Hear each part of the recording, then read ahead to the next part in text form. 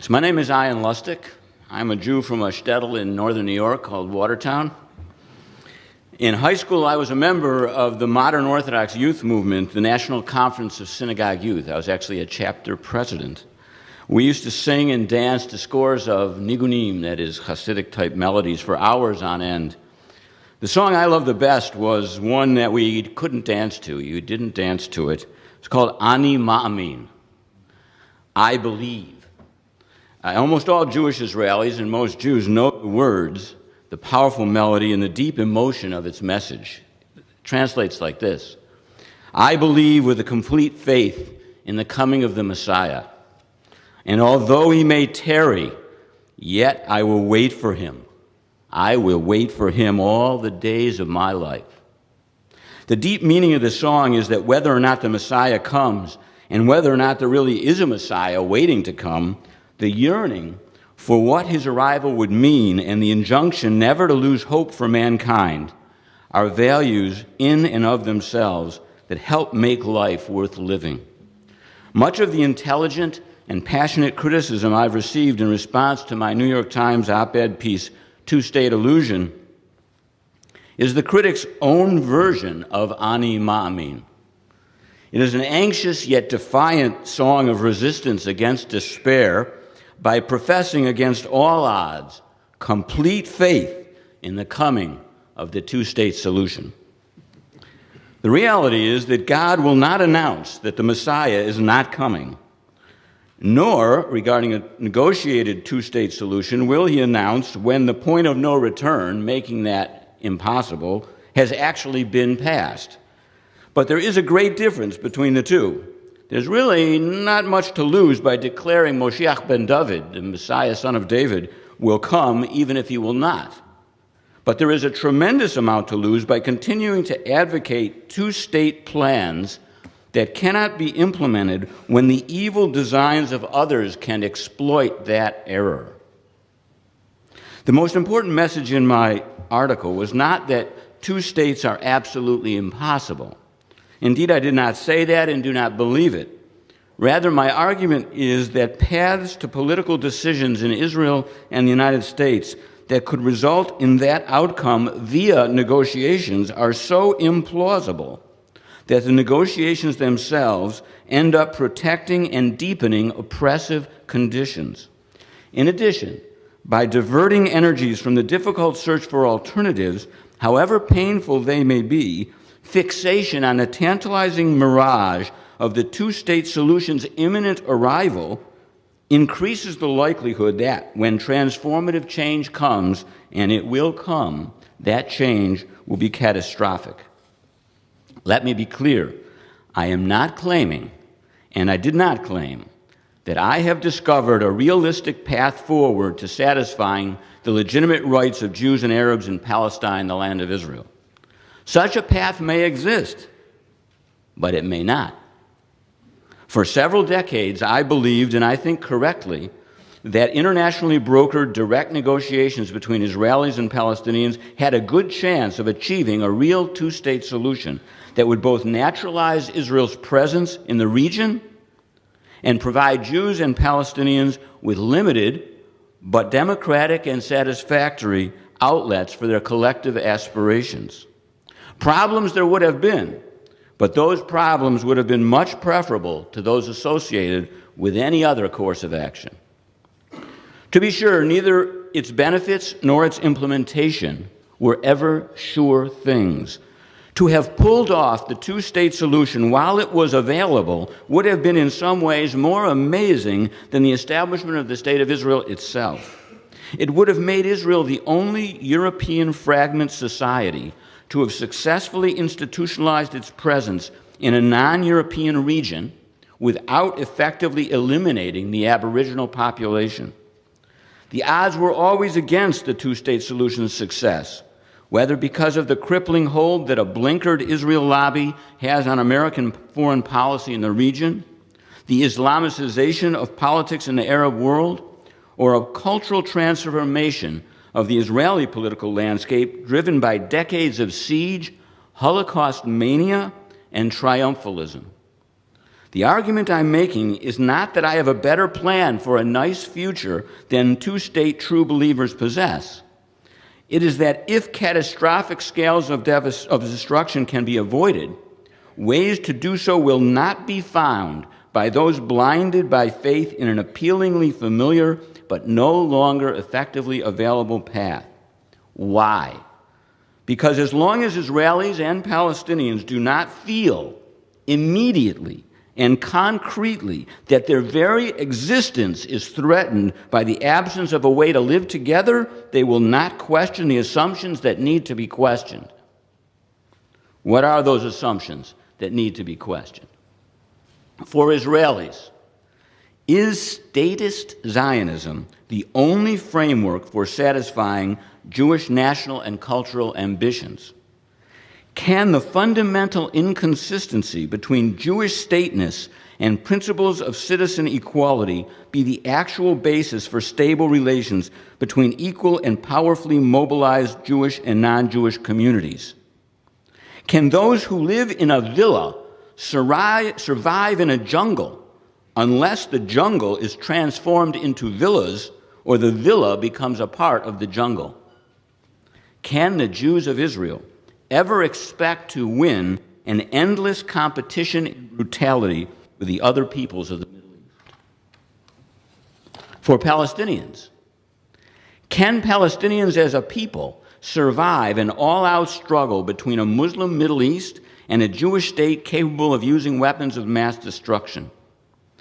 Can a Palestinian Zionist movement intent on achieving the return to its land generations after the loss of that land be more successful, humane, or stabilizing in its effects than the Jewish version?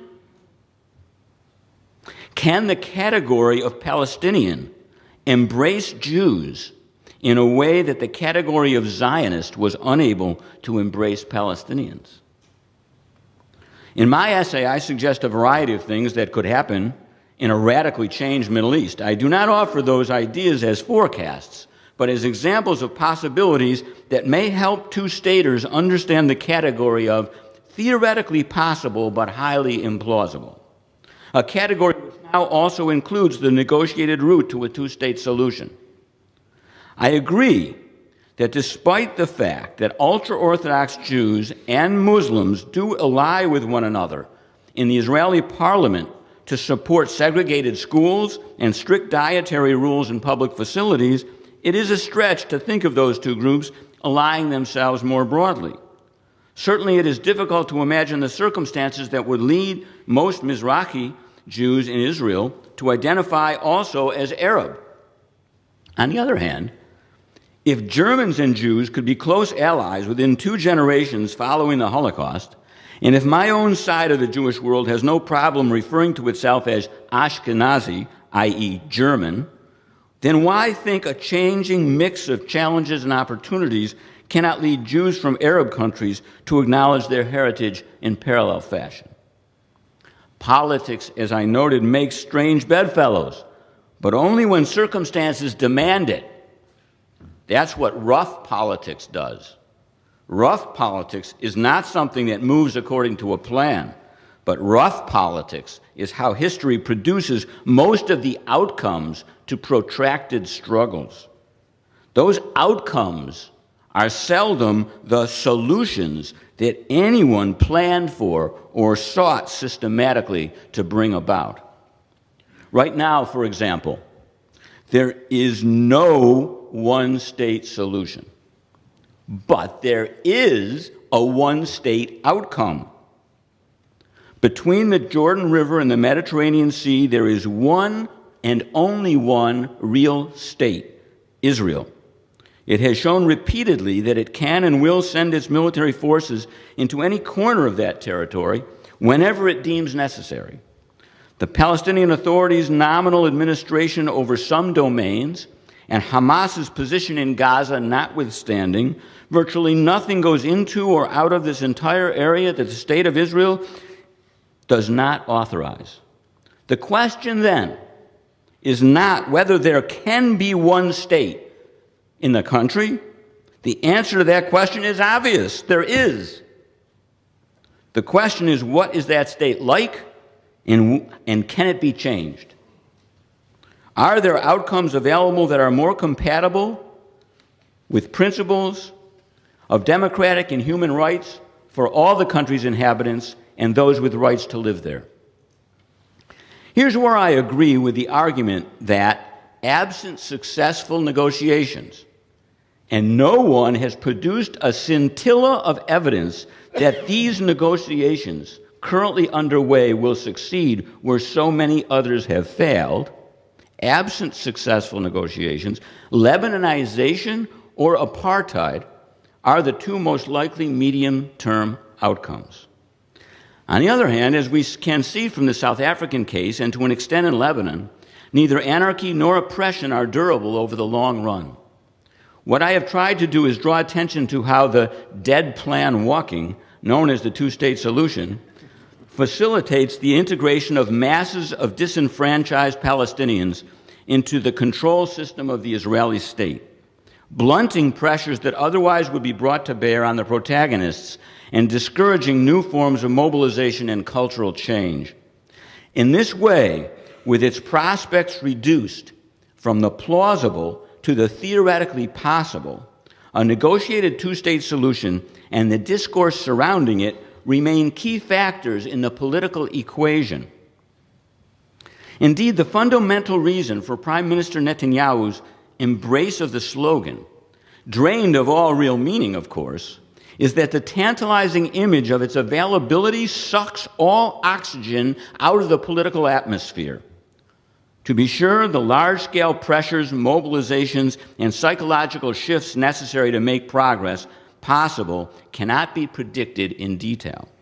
But only thus can a situation featuring a single state that dominates life between the Jordan and Sea be transformed into a society within which more satisfactory, confederal, unitary, regional, binational, or even eventually two-state arrangements could evolve. An interesting dimension of many published critiques by two-staters of my New York Times essay is the extent to which they agree with the core of my analysis, even if often accompanied by shrill attacks on my motives, knowledge, or bona fides. I believe most would probably agree with me that the systematic efforts of Israeli annexationists and their supporters outside of Israel to destroy paths to the two-state solution constitute one of the greatest crimes ever committed in Jewish history. Like me, they find themselves unable to trace a series of steps that could lead from where we are now to a satisfying two-state solution.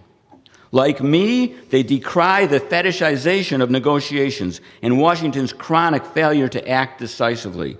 Like me, they understand the negotiations as serving many petty parochial interests rather than the objective of achieving peace. Down deep, I think they also agree that neither the Kerry version nor any version of negotiations per se will be capable of bringing about a two-state solution. Some larger set of political forces will need to appear that will shake up the political landscape, especially in Israel, with sufficient force to produce a government ready to sign the agreement whose detailed provisions, they say, everyone already knows. The exact place where I differ with many of these critics is in the scale of the political shifts that need to occur in order to enable real progress. For example, Avner Inbar and Asaf Sharon have pointed to what they describe as the potentially game-changing option of Palestinians bringing their case to the UN. They imply that this is the kind of development that could jolt the two-state project back to life. I disagree. I do not argue, as they and others say I do, that the weight of sheer settlement as facts on the ground is what is decisive. Not at all. There were nearly twice the number of settlers in Algeria as there are east of the Green Line, and they were all evacuated. However, that evacuation was not produced by an FLN maneuver at the UN. It was the complex consequence of the overthrow of the Fourth Republic in France, years of emergency rule in the Hexagon, a horribly bloody revolution in Algeria, and the reconstitution of political life in France under a radically new constitution. My point is that it is not the settlements per se that are the problem, but the political constellation of power and purpose that produced them, that grows them, and that will protect them. What I am arguing is that the entrenchment of the forces in Israel that have destroyed every effort to achieve two states is so deep and so firmly rooted in ideological, cultural, and American institutional political realities that much bigger forces will be necessary to transform them than operate within the normal course of Israeli or United Nations politics. My message is not a happy one. The whole situation is deeply tragic. While there were unavoidable contradictions buried in all Zionist plans for transforming Palestine, the post-1967 period did open up the spectacularly hopeful prospect of successful partition. It is with profound sadness that I find that prospect has effectively vanished as a political program. But my commitment to Jewish values, democratic principles of government, and the human beings I know and love on each side of the conflict's terrible divide demand I face that sadness with the tools I have. I'm not a prophet, nor am I a political leader. I am a political scientist. What I owe is no more and no less than the best analysis I can provide of a political situation that is turning the hard work of peace movement heroes into threats to what they themselves hold most dear. I argued for the two-state solution beginning in 1969, and ironically, for years was called a self-hating Jew because I supported two states. The passion I put into that effort was spurred by my certainty of the doom that intensive settlement of the territories would mean for the Zionist dream I embraced of a democratic, Jewish, and civilized state. As I have said, God will not announce when pursuing that dream becomes or became an empty hope, but any advocate of that political project must judge how he or she will know when that time arrives. Otherwise, the illusion of its assumedly permanent availability will strengthen those ready to base Jewish life in the land of Israel on systematic coercion and permanent oppression.